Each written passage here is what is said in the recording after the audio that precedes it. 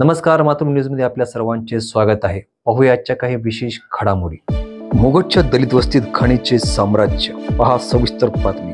मोगट येथील वार्ड क्रमांक 1 मधील दलित वस्तीत मोठ्या संख्येने सांडपाणी रस्त्यावर साचून घरासमोर घाणीचे साम्राज्य पसरले आहे. त्यामुळे या परिसरातील लोकांना या सांडपाण्याचा त्रास सहन करावा लागत आहे.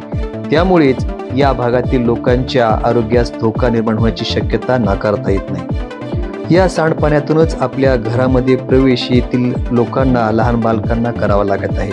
अशाच प्रकार चित्र गावातील इतर वार्डात सुद्धा दिसून येत आहे. वार्ड क्रमांक 4 मधील सुद्धा दलित वस्तीमध्ये अशाच प्रकारे सांडपाणी रस्त्यावरून मोठ्या प्रमाणात वाहत असून सर्वसामान्य नागरिकांना या रस्त्यातूनच पायवाट काढावी लागत आहे.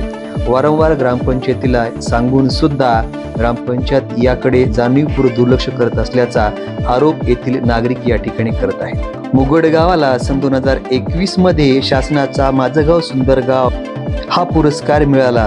त्यानंतर काही महिन्यात गावाच्या भोवती घाणीचे साम्राज्य पसरायला सुरुवात झाली आहे.